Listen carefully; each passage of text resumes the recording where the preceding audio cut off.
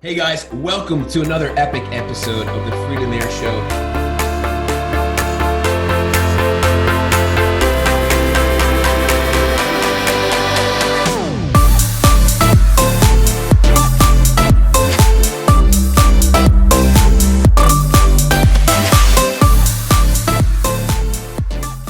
Hey guys, welcome to another episode of the Freedomaire Show, where you can escape the 9-to-5, live the life of your dreams when specialized knowledge meets massive action.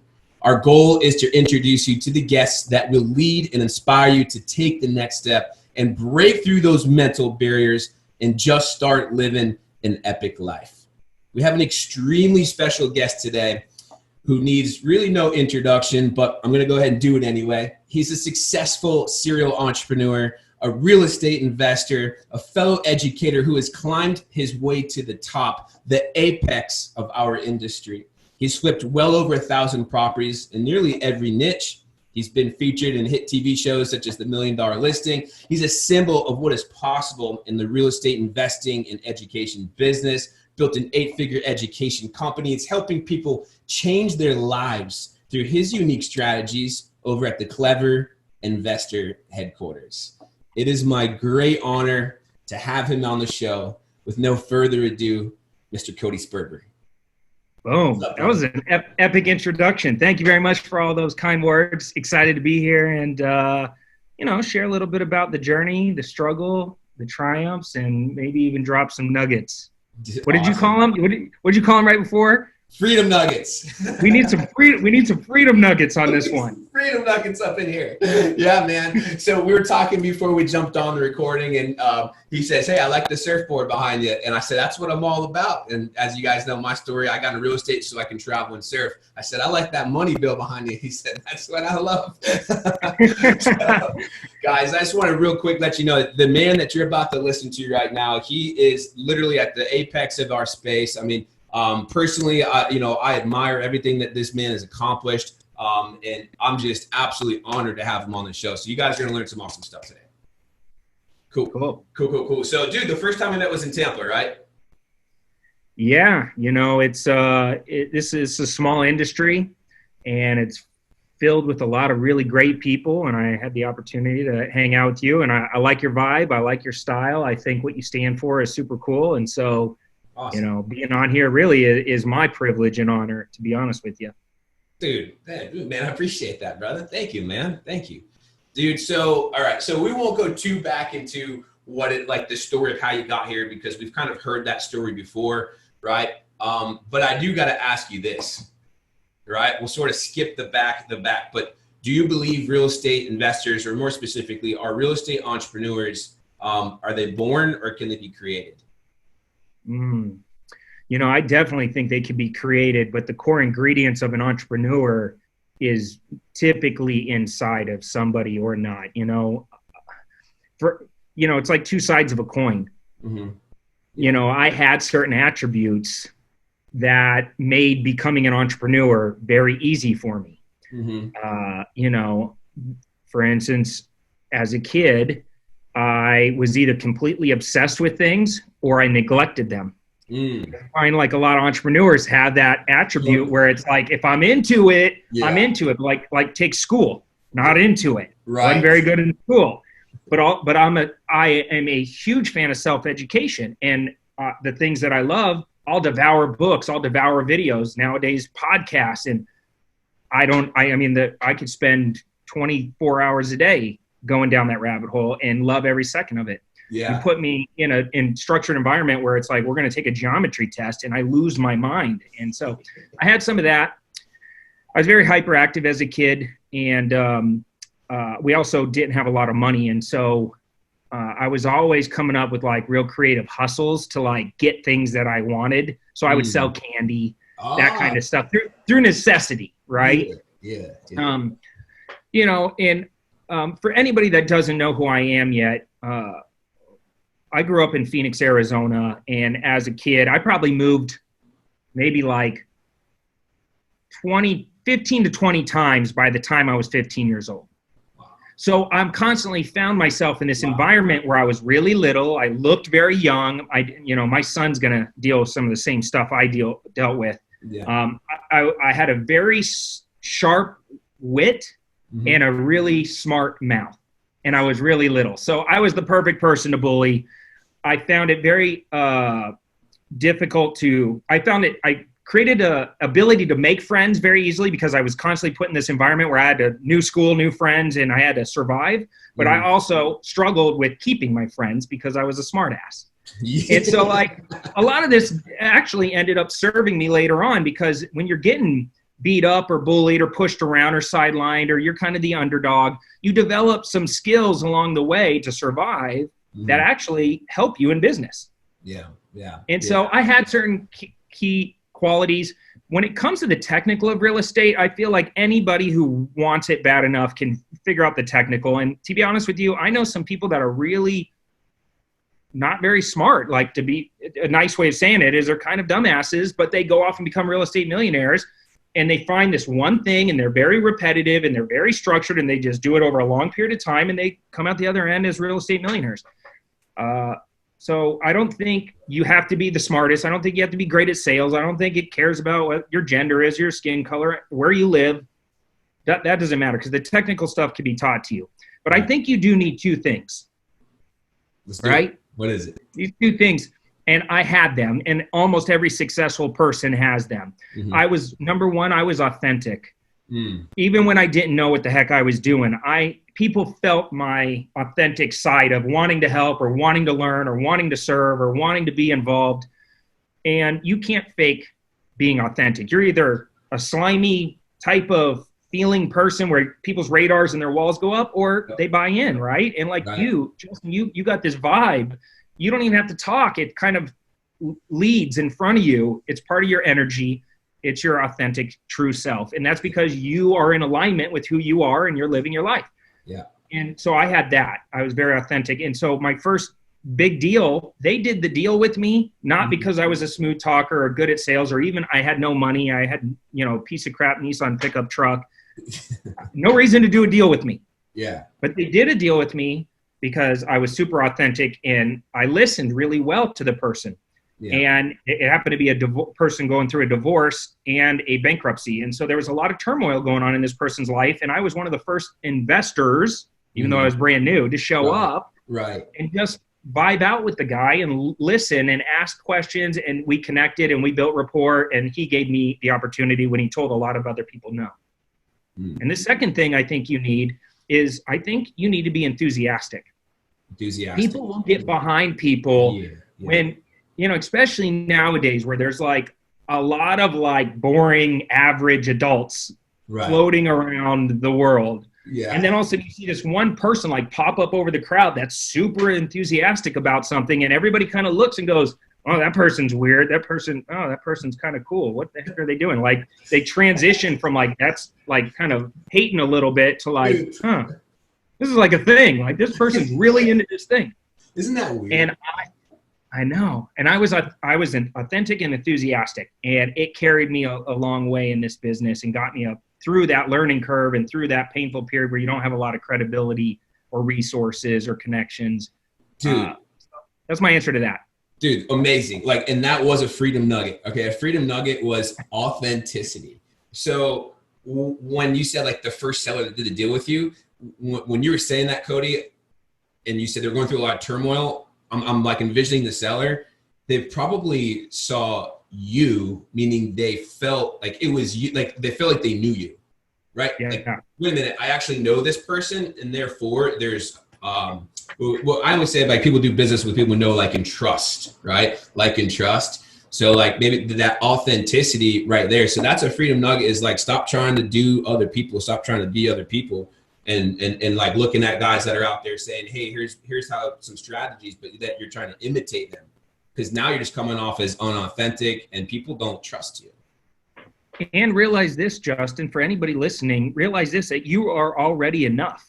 You might not have everything modeled out. You might not have all the perfect pieces or the perfect strategy or the perfect, scenarios, but you are already enough to show up and be yourself and be a servant and help people and be creative. The reason I called my company Clever Investor is because I had to get pretty dang creative and clever with overcoming all these hurdles that were in my way and in motivated sellers' way and cash buyers' way. And I think that's really the essence of what we do as creative real estate investors is get creative and realize that you can do this. You're already at the right place at the right time, doing the right thing. It'll fall into place if you just stay consistent at it. Stay consistent at it. So yeah. Guys, like I totally agree with you, Cody. Like listeners, like, I mean, enthusiasm and being authentic, like you can't, those are things that you just can't fake. Like that has to be, obviously authenticity by definition is being realistic, right? But I mean, that's some good stuff. But what you just said, Cody, leads me definitely into probably the biggest question I had for you before we jumped on this call. And I was, just excited to talk to you. But watching you through your journey, I probably saw some of your earliest stuff that you've done, maybe when Clever Investor was in its infancy, maybe. But dude, I'm curious, at what point did you just say, I'm going to go big? Like, I'm going to go big. I'm going to do this. And just started playing big. Instead of playing in one level, you went to another level. Next thing you know, you're doing amazing things. Your company's growing. You're meeting amazing people. You're heading up amazing things. You're jumping on TV shows. A lot of great stuff. Big moves. Where a lot of people that are watching would say, "Man, did he just lose fear? What did he do?" So at what point was there like a series of things that have happened in life, or was it a decision? How did that happen? Yeah, and I wish I could take all the credit for a lot of our power moves and awesome things that we've done. And I think as an entrepreneur, I do have a special skill that I've honed in and developed over time. And that's, we as entrepreneurs need to know what we do and how we do it and why we do it, right? Mm-hmm. But I take it a step further, and I got really good at explaining to other people what's in it for them if they do it alongside with me.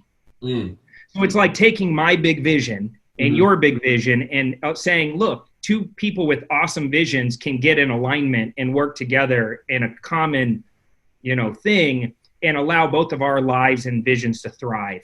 And the what's in it for me is left out from a lot of entrepreneurs because there's so much uncertainty and we don't know what's going to happen next. So it's hard to explain to somebody else that can help you build your vision what's in it for them clearly to get them excited.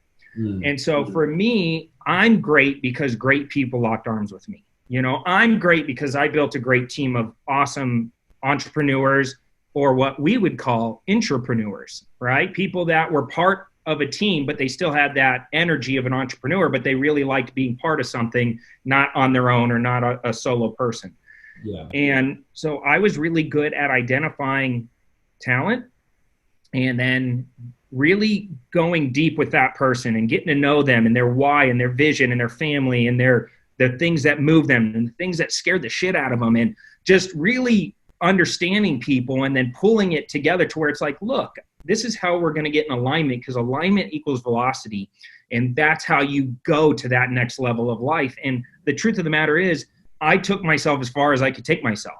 It's, every time I leveled up to the next level, it was always through relationships and leveraging other people and having mentorship or, powerful business relationships where I would show up, or my team and I would show up, and we would serve, and we would just add as much value as possible to that relationship and expect nothing in return except for just value. And by naturally adding that much value, people were like, okay, this team or this person's authentic. They got lots of enthusiasm. They're here to serve and help. How can I give back? And it was just, I didn't even have to ask. People naturally started giving back. And what I realized is every next level is really like unlocking a set of principles. And that's all business is a series of principles. And these principles, in order to unlock the next one, it's normally a person or a relationship that's already gone through all the shit and has figured it out and came out the other end.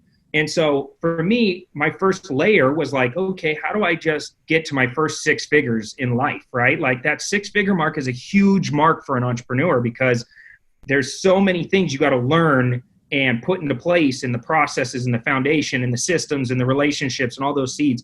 But then to go from 6 figures to $500,000 a year, and then from $500,000 to $1 million, then $1 million to $5 million, then $5 million to 10, then to 15, then to 20. And I've been at all these stages. Man. Every single one of them was just mastering a new set of principles and unlocking that next level. And what happens is, as an entrepreneur, is inside this set of principles that I've already mastered, I'm the bomb, right? I'm maneuvering quickly. I make decisions. I'm normally not wrong. I've gotten good. And that's why I make this money in here. But the second I start going above that, now I'm making mistakes again. And I start to feel like those self-limiting beliefs and the unsured little kid that was bullied starts coming back out. And I start getting that tingle on my arms. And I'm like, oh my God, am I worthy of this? Am I meant to be here? Am I making the right choices? Am I going to screw stuff up? And I'm going up and down and up and down. Well, when you're just feeling that, and if you're watching or listening to this right now, if you're in that stage, you're exactly where you need to be to get to that next level, because that's when you know you're playing big. That's when you know you're about to level up. Dude. And that's it, man. And it's just constantly putting myself in that situation where it's like, okay, I'm too comfortable. I'm making the money. I got the systems. I got the relationships. What's next? And that drive and that hunger to constantly level up was always there with me and my team. And I think it was because I had a great team that I always felt like we've dominated this level. Now it's like, all right, let's go to the next. And so we would all push each other to keep going. And I felt like I could do more because I was doing it for something bigger than just me. If that makes sense. I was doing it for the team, or I was doing it for my team plus my family. Right. And that bigger vision drove me to get outside my comfort zone. Wow, dude, intense. And keyword freedom bomb. Thank you, Cody. Like there's some people that are going to take some of that information and run with it and truly start to scale up. I know for sure I'm going to retain that. A couple nuggets out of that, right? You locked yourself up with good people. Second nugget that I want to hit, maybe before we go back to connecting with good people, was that I know you probably felt this. Actually, I'm going to assume that you felt this when you were first starting to get in the business of real estate investing altogether, right? Was this feeling of fear, uncertainty, getting laughed at, getting whatever. I'm not good enough. I'm not big enough. But please, listeners, listen to what he just said. At the 5 million mark, when I'm trying to get to 10, I felt I'm not doing it right. I'm not ready enough. He felt the uncertainty, the fear, pushed through that barrier, locked hands with other great people, moved up from that 5 to 10 to 15. Guess what? Felt it again. So that same feeling that you might be feeling if you're either trying to do your first business, do your first real estate deal, where you're like, I don't know enough, I'm not sure enough, I don't, right? All those things. The people that you're watching and listening to, we still feel those things when we scale, right? So I guess what I'm hitting home here, Cody, is like, at times when we're like, I know for me, when I was getting the business, I would listen to somebody and I'd be like, that's awesome, but that works for you because you're already successful, right? Like you're already up there. And so I would think, oh man, you don't have the fears and the uncertainty that I have. Right? Yeah, won't be further from the truth. And, complacency is a dream killer. And a lot of people that get a little bit of success, they fall into this pocket and they go into this comfort zone where they're like, all right, I'm good. And they stay there and they waste a lot of time. I think I also have an underlying driver of fear of regret. If I was to take all my fears and create a list, fear of regret is at the top of that list. And I've always kind of had this thing in my mind, like, man, I felt like I was going to die young. And so I have this underlying thing kind of driving me of like, I want to live life to the fullest. I want to be everything I can be and play full out and just lay it all out on the field. Because I always have this feeling of either I'm going to be old looking back and be filled with massive regret and waste the time, or I'm going to run out of time and it's going to be sad. I'm going to feel that sadness. So dude, I don't know. Some people could probably relate to that. Yeah, that is insane. You know what? I don't know if I've ever had a conversation with anybody say that same thing, that I feel that, Cody. Like, I feel like, dude, this could end at any given time. So if I have a vision, I'm just going to go for that vision. And so you just said that. Like, so I think one way that we could wrap that up for listeners is live with a little bit of like, what would you call that? Urgency. Fire under your ass, right? Yeah. Like, oh, you want to do something? Let's do it, because you don't know when this game's gonna stop. That's it. Might be while I'm an adrenaline junkie. I don't know. Well, I wish you nothing but amazing adrenaline successes. Yeah. Awesome, dude. Dude, this has been awesome, man. So, dude, I already asked you if you think it can be creative, but look, what are, like, you've done a lot of things, and this question is going to be really for our seasoned entrepreneurs. What are a few things, Cody, that you've done that you feel like have, given you more time back? Because you're in the middle of grinding, you're hustling, you're building these companies, you're doing big things. But of course, you have a family, you have 2 kids, and you also want to enjoy and live life. What is like 1 or 2 things that you've done that have helped you like keep momentum, keep success, keep progression, yet at the same time be able to have that flexibility to go do something and spend time with your family, Okay. Sure. I'll give you actually probably 2 solid good things. And I learned one of them from the person that actually helped me grow Clever Investor, my partner, Matt Lights, who is just a phenomenal human being and just one of the best partners I could possibly ever ask for, because, and that's one of the nuggets is, I found people that complement me very well.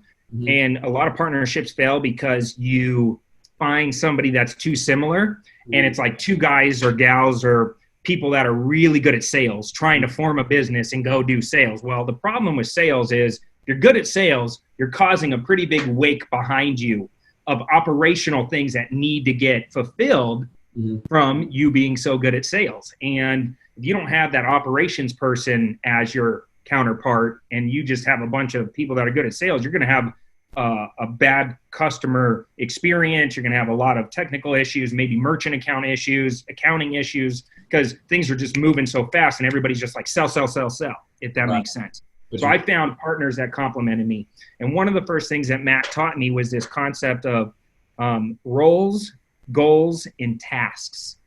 Calls it RGT.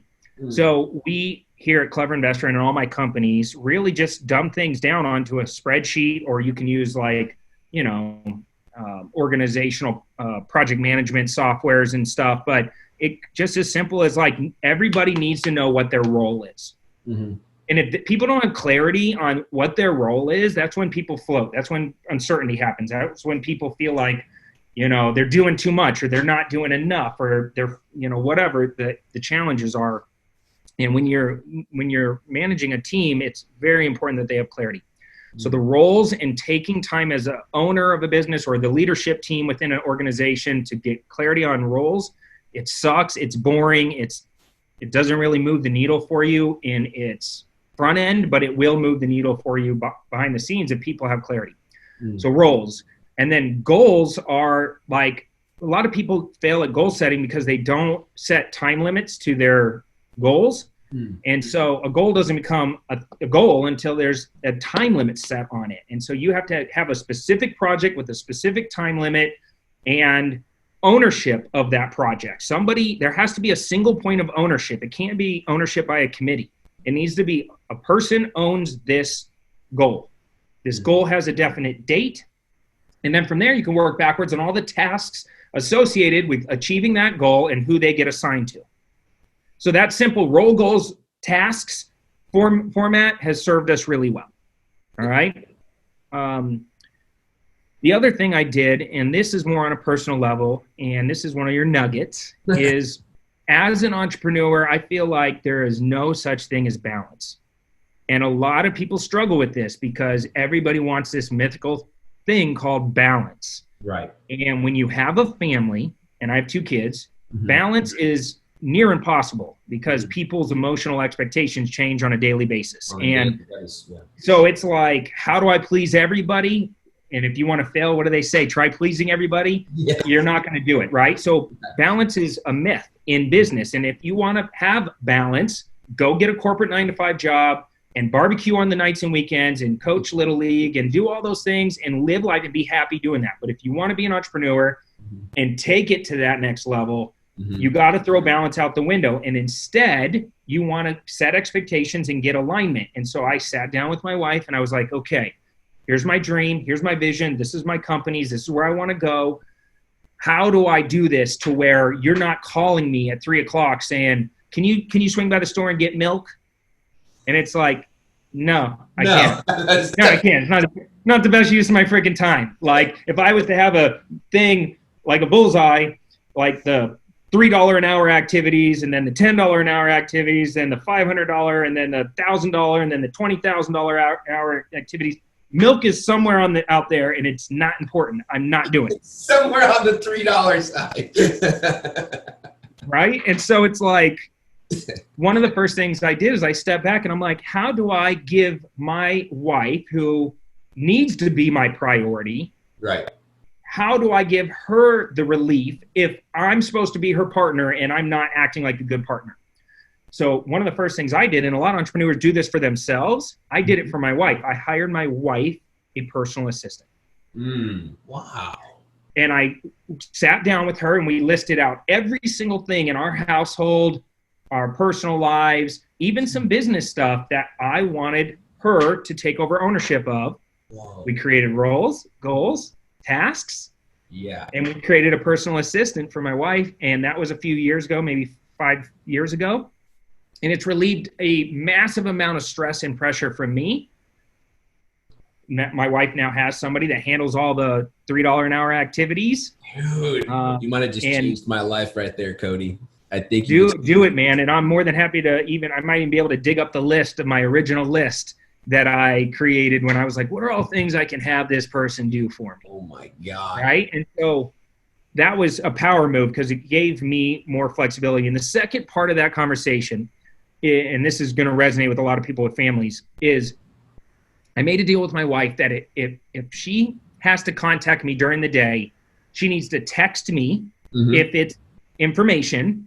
Or if she's going to call, she texts first and says emergency. And that means stop everything I'm doing, get on the phone. So she understands me as an entrepreneur and somebody that battles ADHD. The waste in the time waste, the energy waste, the money waste that happens every time you break your focus. And it's so hard to get back on focus as an entrepreneur. If she's calling just to say, hey, did you do this? Or can you do this later? Or what do you think of this shoe color? I'm like, oh my God, I'm now 15 minutes in a bad direction. So I made the deal with her. She's not going to mess with me while I'm at work. But when I get home, I park my business in the garage. Okay. And I literally sit in my car for about 3 to 5 minutes and I zone out. And I just decompress for a second. And when I walk into the house, it is all family, super dad, super husband, super present, not trying to be social media guy, not trying to be the real estate investor. I'll talk about it tomorrow. And I tell my business partners and my team members, same thing. Text me with anything that you need or send me an email or double text me that it's emergency and I'll stop what I'm doing. But other than that, I'm not answering your phone calls or your emails until tomorrow. Complete fire. And for all of our already successful entrepreneurs listening, that's legit life-changing. Dude, I'm a little concerned about how much my wife is gonna like you after I hire an assistant and I say it because it's the tip Cody gave me. I'm a little concerned. It's a power move, dude. She's gonna write you, I love you, thank you so much. Genius idea. Dude, and what I really need, what I grabbed at that though right there, Cody, and that kind of hit me because that is definitely a problem that I have. As somebody that's so obsessed with growth, and I blend a lot of things. We travel a lot, but I'm always working at the same time. So I bring the phone for the social media. I put them together, and at times there can create that disconnect where it's you're here, babe, but you're not here. You know what I mean? And so with what you just said, dude, if you can, just committing to that couple hours of just, dude, pull in the garage, finish up what you're doing, phone goes down, and even maybe just lock that son of a bitch, that smartphone in the car, Yeah. Well, I mean, what I find is most wives of entrepreneurs are bought in. They're pretty cool. They get the program. They love the benefits of the success that happens when an entrepreneur is successful. They're normally supportive, but they can't be just a slave or super supportive always. They need that love and attention, and just give them little doses of presence goes a super long way. And if you have your wife, at least for me, I've developed that radar knowing like, oh, I'm not doing my job, because I get those little undertone like side things, and I'm like, okay, did she just yell at me without yelling at me? Like, something's off. I need to pay attention, right? So that's the exact same thing. That's the exact same thing. Oh my God, dude, I love it. I love it. I love it. So, man, this has been awesome, brother. Again, dude, I appreciate you being here, man. This is great, dude. Great. All right, man. Well, dude, you know, I guess I got one more question for you. You mind spending just a few more minutes with us? Yeah, let's go. I'm having fun. Awesome, dude. Awesome, man. Awesome. So, in your business and as you've been growing, is there one specific like personality trait of yours, your personality trait that you would attribute to, just this total growth from where you were, you know, as a kid, you're selling candy bars, right? Or whatever. You just had that entrepreneurial spirit. As you've sort of gotten bumped and bruised along the way, because I'm going to assume, maybe I should ask you, I'm going to assume that it wasn't just a straight shot. After you did that first deal, there was ups and downs, right? Well, actually, it was the reverse. And yes, there was definitely ups and downs. And there was, you know, I was a wholesaler for many, many years before I ever got into rehabbing or creative deal structuring or rentals or any of that. And so, you know, the life of a wholesaler, their first year is flood drought, right? It's like, you know, it's tough to get that consistency. And so I was actually the reverse. I fought for 9 months to try to get my first deal and didn't get a deal for 9 months. And I actually quit the business the 9-month mark and went and got a job as a bookkeeper. And I was a bookkeeper for about 5 or 6 months. And while I was a bookkeeper, a friend of mine invited me to go to another real estate seminar, which I was super hesitant to go to because I've already spent like $20,000 or $30,000 at real estate seminars trying to learn the business. Because you got to go back 15 plus years. That's how you learn. There was no YouTube, no Facebook, none of this stuff. Yeah. And so I was like, I don't want to go to another seminar. I'm just going to spend a bunch of money. And I kind of given up on the real estate thing. And he's like, no, this is different. And I'm like, yeah, I heard that before. But I went because I wanted to hang out with my friend. Yeah. And he was right. It was totally different. Walked into a room. Jack Miller, this old time guru, was up at the front telling massive war stories and creative deal structuring stories. And everybody in the room was just, I could feel the energy. They were the real deal. And it was like, wow, this is so different than the, you know, TV gurus and all the other people I was buying courses from that were great stage speakers. This guy was like a real old time, you know, investor that had a million funny stories and never tried to sell you anything, just sat up at a podium and talked and told stories and taught. Yeah. And it was there I met my first mentor, Lyle. And it was because of Lyle, I actually was able to get my first deal. So like I told you before, if you want to unlock your next level, a lot of times it's a relationship or somebody else helping you learn that new set of principles. Totally. And Lyle did the one thing that you can't learn in books, and he pivoted, made me a priority, locked arms with me, and it was because he was great, I was able to blast through. I got that first deal, and it was a big deal, man. It was $40,000. And at the time, I was making like $36,000 as a bookkeeper. So if you really think about that, in this wholesale deal came together fairly quickly. I got the lead. Next thing you know, I'm building a relationship with this guy, and he's making dinner for me, and we connected, and I was able to put the whole deal together. And because there was a bankruptcy involved, they forced him to sell for a certain amount. And I was able to flip it and make $40,000, which was more than I made as a bookkeeper for an entire year. And I did it all in like a 3-day period. And so and as it was going on, I was calling Lyle, what do I do next? What do I do? I don't know what to do. What am I doing? How do I do this? Right? Like, how do I fill out this paperwork? And he just coached me through it.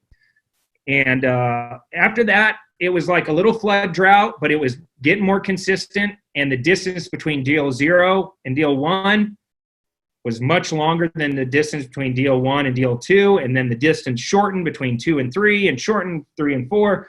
And it took me about another 9 months to build enough relationships with people in my local market, the realtors, the lenders, the hard money lenders, the closing agents, everybody that it's a people business. And so it felt like at the time I was wasting a lot of time, but the reality is I was just building relationships that over time paid off. And that carried me for 8 or 9 years. And then finally I was like, you know what? I'm so good at this. And I've always had this passion for teaching. I was like, I think I want to start a education business, because I felt like, man, if people were just doing it the way I was teaching or doing, they didn't have to go through all those struggles. And that's how Clever Investor was born, is just from a passion of what real estate's done for me and my family. You know, millionaire by 28, multimillionaire by 30. I started this education company kind of as a side hustle just to share my passion. Boom, takes off. And that was a whole new set of complex principles I had to learn, because all of a sudden I'm not just a real estate investor. Right. I now have departments. I now have teams. I now have, merchant processing and customer service and all these things that you don't have as a real estate investor. Right. And at the time I was doing hundreds, if not thousands of deals a year. Wow. That's how I was buying mortgage. When the mortgage meltdown happened here in Arizona, I was down at the foreclosure auction buying up properties for 30 cents on the dollar. And I was buying 4 a day every day of the week for 2 years straight. 4 a day? Oh yeah. Like we were just going ham. I mean, it was a moment in time of complete insanity. It was like money raining from the sky, and you were just like, you couldn't even know what to do. And none of us knew what we were really doing in the beginning, but you felt it like it was this opportunity of a lifetime, and a group of us took advantage of it. Yeah. And then I went into education, and that took off. And then then I started buying other businesses. Like I own a wine storage facility. I started putting my money into startups and tech companies and all this stuff. And then social media came out, it started coming out real strong, and I got good at LinkedIn, and I leaned in on Facebook, dominated Facebook. Then I leaned in on Periscope and Instagram when Periscope first came out. And I started leaning in on Instagram. I got millions of followers on Instagram, and now I'm focusing on YouTube. And I feel like that's, the free line, and you're doing this, and I applaud you for it. The free line in the world of education has moved. There's so much information being thrown out right now. What people are looking for, they got this radar, and they're looking for people that they can latch onto, that they trust. Right. Because there's just too much, and people are getting overwhelmed by a bombardment of videos and gurus and influencers. And so I think what you're doing right here is awesome, exposing people to awesome people and just sharing stories, which gives them confidence to move forward. And YouTube for me is that 10 to 15 minutes I can share with somebody a couple times a week, where I can train and teach them, and it doesn't cost anybody anything. And they can get bought into real estate. They can get bought into the technical side. And then if they want to go deeper, what I'm finding is people will naturally raise their hand and say, hey, Spurbs, will you mentor me? Or, hey, you got any courses where you take all this information and systematize it? And so there's no better platform than YouTube, in my opinion. So obviously, where can people find you on YouTube? At Clever Investor. At Clever Investor. And we'll get to that in a minute. But, dude, I don't want to forget this, because I'm like you. I got ADHD. I think most of us entrepreneurs do. But, dude, like what you're saying there, right, is that your consistency is what kind of it seems to make you're consistent. But what's interesting is, as I was listening, you sort of changed the conversation. I guess my question was going towards, like, what was this belief or this thing, this drive that kept you growing. But what's interesting is, dude, I'm totally surprised right now, because really you were meeting massive success. I had peaks and valleys, ups and downs. So for me, it was like I had to have this purpose that pushed me through those peaks and valleys in my real estate investing career. Even though I actually just lost for the very first time ever on a flip just 2 months ago, worst loss I've ever had in my career. So lost over 70 grand. I've never done that in my life. Hurt. My biggest on a flip was like 48,000 loss. Lost, yeah. Georgia Avenue. I'll never forget it. Yeah. Mine, Daytona Avenue. I'll never forget it. All right. Have you only lost one or multiple? That was my biggest on a rehab. I've lost like earnest deposits and like I closed on deals because of my reputation. I told somebody I'd buy the property and I tried to wholesale it and couldn't wholesale it, so I closed on it and then I wholesale it for $5,000 less than what I bought it for. Little things like that just to keep my reputation intact. But no, I mean, but I don't want you to think that I'm not. I gave you the short, sweet, like Cliff Notes version. Okay. I've had partnerships fall apart. People sue me. I've been in 25 different lawsuits. I've had, tons of different partnerships fall apart where they steal money from you. Yeah. Just horrible things that toughen you up as an entrepreneur. Okay. I kind of glazed past that. Yeah, I'm glad you said, because it was more, that's what it seemed like for a little bit. The Cliff Note was kind of leave. So that's why I was saying, dude, how'd you have the humility to continue to have this, like, because you're saying, you're going up and up and up, but yet you're such a grounded dude that's still doing amazing things. Awesome. It's my superpower, and it's your superpower, and it's everybody listening superpower that's a freaking underdog. Yeah. I've grown up with my back against the wall. I have no other place to go but up, and so it's like, for me, it's like, if you look at the entire universe of real estate or the entire universe of being an entrepreneur, it's too overwhelming. There's too many moving pieces. Cool. It's heavy. Nobody can do it. But it's like the concept of Kaizen. You ever heard of Kaizen? No. Yeah. So Kaizen is what happened after World War II when we decimated entire cities. And imagine standing there looking over the landscape and every building is in rubble and it's like overwhelming. It's like, how do we rebuild? Where do we start? And there was actually an American that went over there and taught the Japanese about this concept of Kaizen, where it was like, hey, look, instead of looking at this in its entirety, this big overwhelming thing, let's just go over there and clear out a little space and build one house, and then clear the space next to it and build another house, and clear the space next to it, build another house. Before you know it, you end up with the street, with the neighborhood, with the city. Right. And the way you eat a real estate elephant is one bite at a time, one step at a time. You can't run a 1,000-mile race unless you take a step. And so for me, I always looked at it and I was like, okay, how do I create the daily habit of stacking little wins and celebrating along the way? It's not big wins that get you. Everybody gets this screwed up because a lot of people don't really want to do real estate. They just want to get rich. And so when the rich doesn't happen fast enough, they're out, right? They're like, screw this, it doesn't work. Planes don't fly, marketing doesn't work, bandit signs suck, direct mail is horrible. Like, right, they're just pointing the finger because they really don't want to do real estate. Yeah. They want to get rich. Me, I wanted to do real estate. I loved houses. I loved real estate. I loved the business of real estate. I loved the money in real estate. And so for me, it was just like, okay, there's going to be ups and downs. There's going to be challenging personalities and psychology and on money problems and all this stuff. But I'm just going to stack little wins. And every time I do it, I'm just going to celebrate along the way. And I'm going to develop this muscle, this habit of just focusing on not the big picture, not the closing table, just all the little pieces that I have to do repetitively over long periods of time to get me there. And that's that's how you have to approach this business, Kaizen. Right? Kaizen, because otherwise it's too overwhelming, too many self-limiting beliefs, too many obstacles, too difficult. Holy crap, dude. That's the first time I've ever heard and I've never really had this. I don't know if this has ever came up in conversation in my life with anybody. So this is amazing, but I'm going to make an assumption. I would love for you to tell me, dude, from when I listen to that, it almost sounds like you have a level of gratitude or appreciation for multiple little things. So you said you celebrate little wins, right? And so for me, like, I know this might get a little weird or esoteric, but like sometimes like I'll look up and like for me, I'm an environment guy. So I'll just get up and just like the sun shining over the ocean, that little thing is like, I take that as like a little win and I get motivated. So for some people, it's a dope watch, or they hate people, or the dope car, or the whatever it is. But, and I'm not, everything's cool. You know what I mean? Like whatever it is for you. But it seems like you're able to grab these little things and be like, you look at it and you feel it. And is that a little win for you that keeps you going?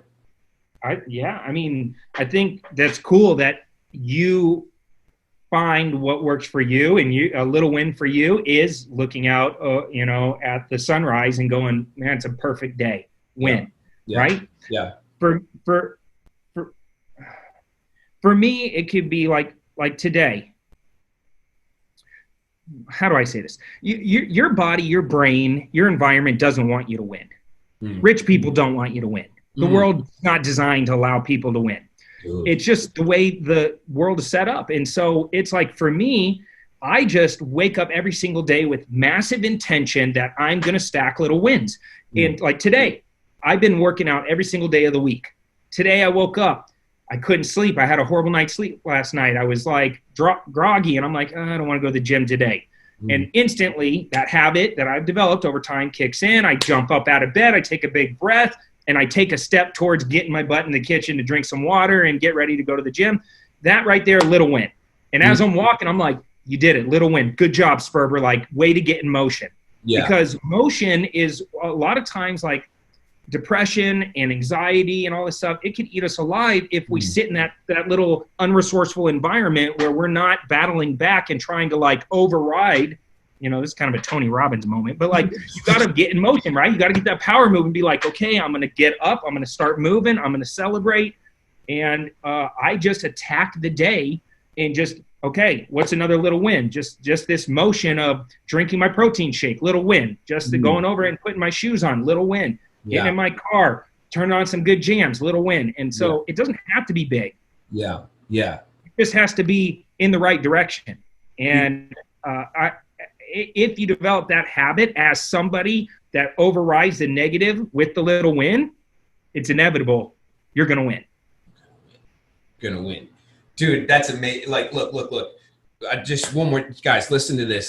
Do you hear what he says? Like, Cody, you just exposed, you're like, at one moment through that conversation, you said, look, when you feel the unwilling that you don't want to, you feel the anxiety or the overwhelm or depression.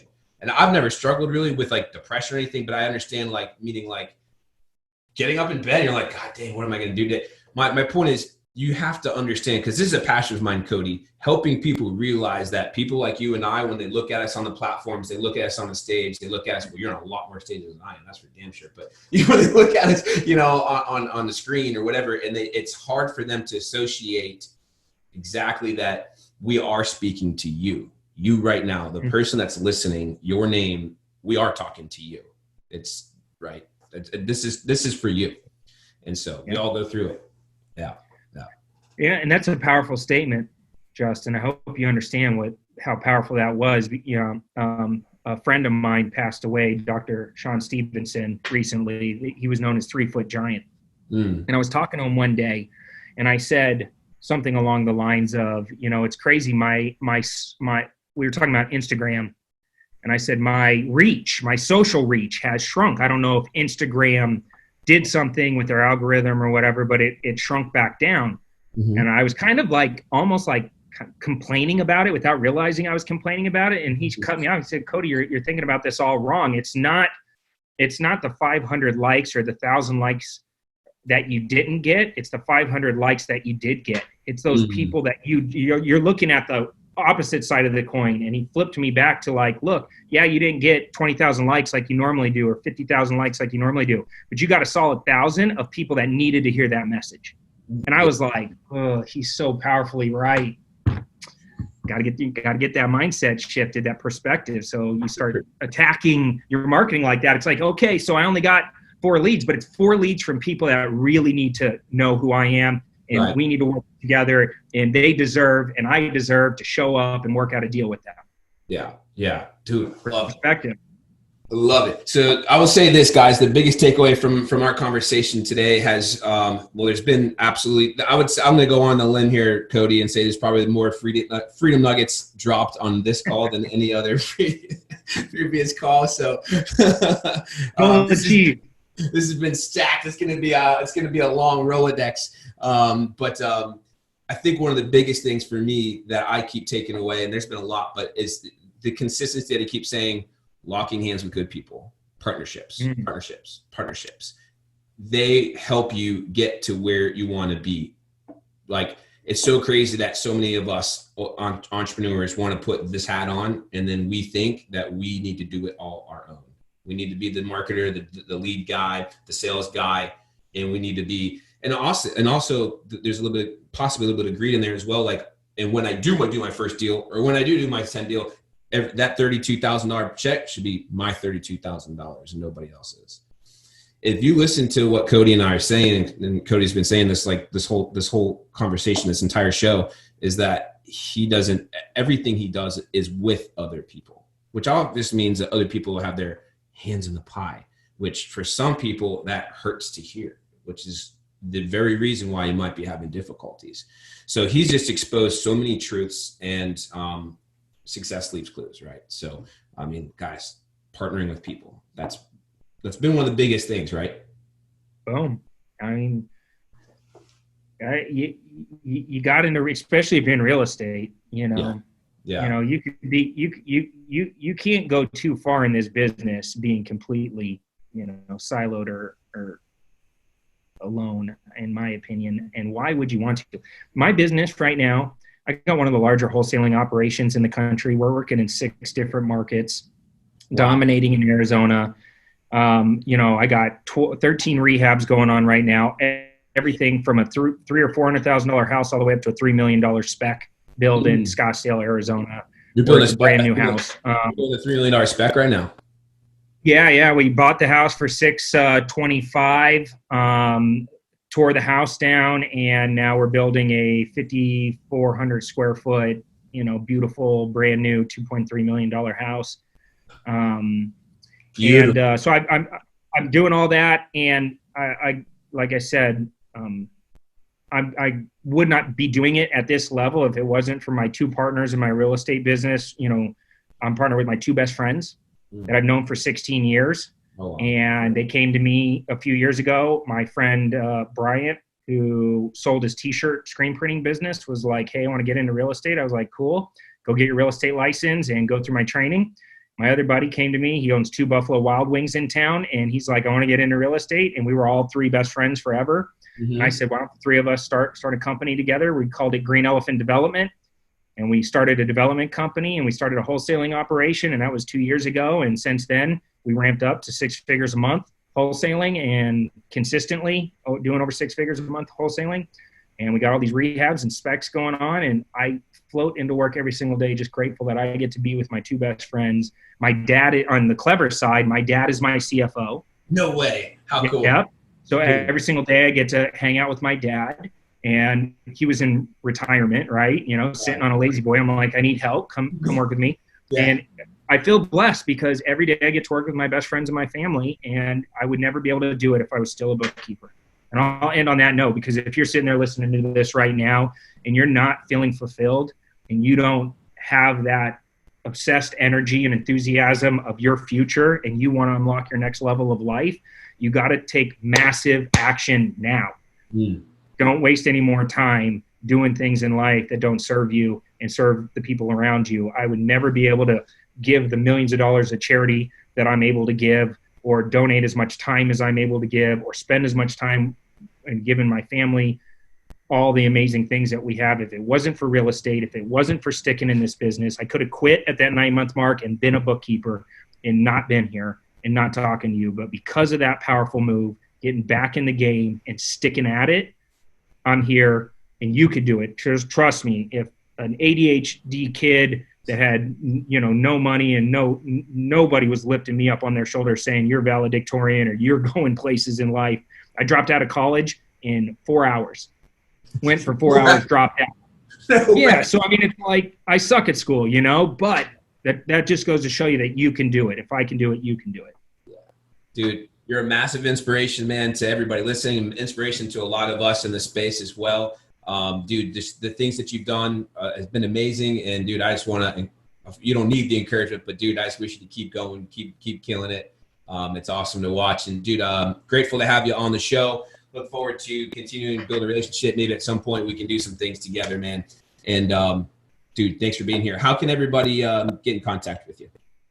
Like I said, my YouTube channel is where I'm putting a lot of energy. I'm at Clever Investor on all social channels, and I'm most known for Instagram at Clever Investor, but I'd love to earn your subscribership over on my YouTube channel at Clever Investor on YouTube, putting out a couple videos that are pretty powerful every single week.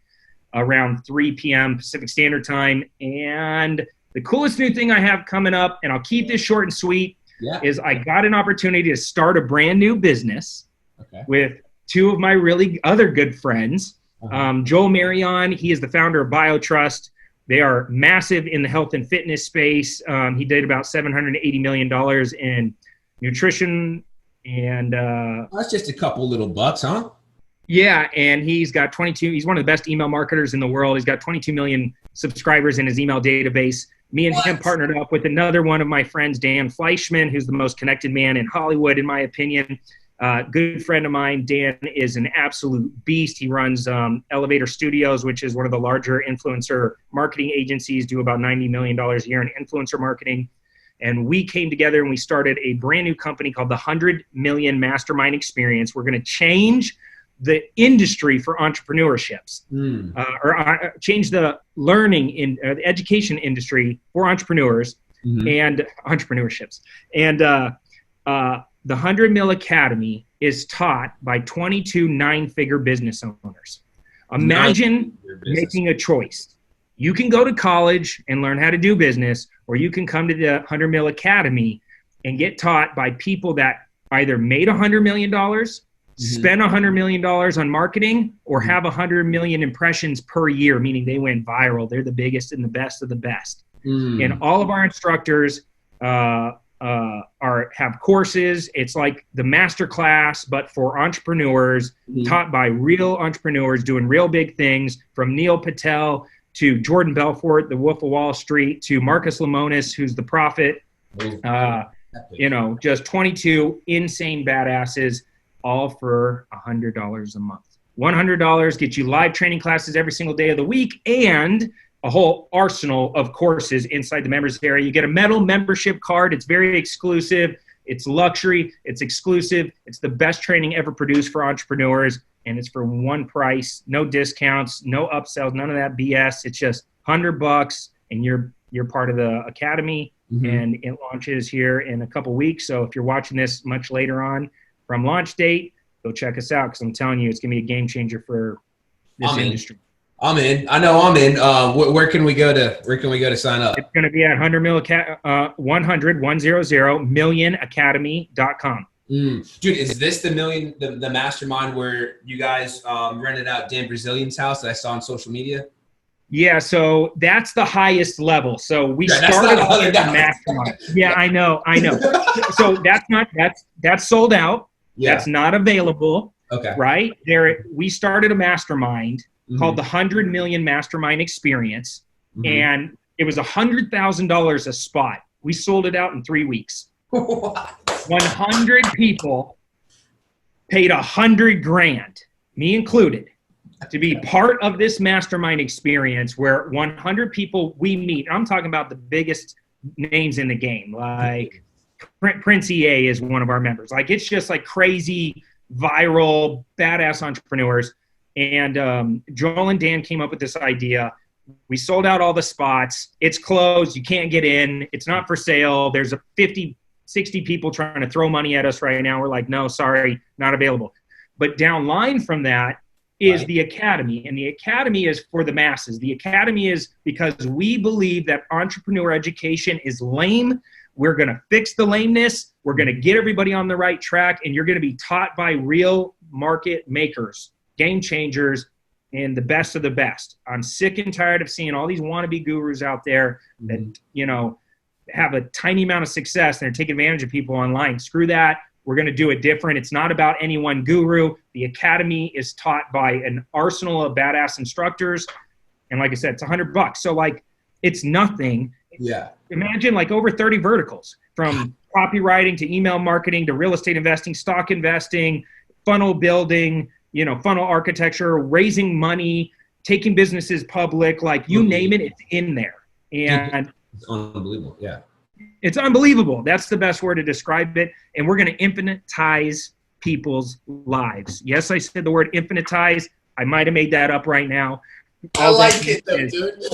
I make up words all the time. All that means is whoever gets involved is going to get a massive ROI on your investment into the academy. I can guarantee that. It's a no-brainer, y'all. If you don't jump in there, something wrong. I think I did an infomercial. I think I just cut a commercial or something. Let's go. There we go. We got commercials right now. Dude, again, man, dude, I appreciate you so much, brother. This has been amazing. Highest freedom nugget count, I'll bet the whole time. Dude, thank you so much. Again, honored to have you here. This has been great, dude, and I look forward to continue to network with you.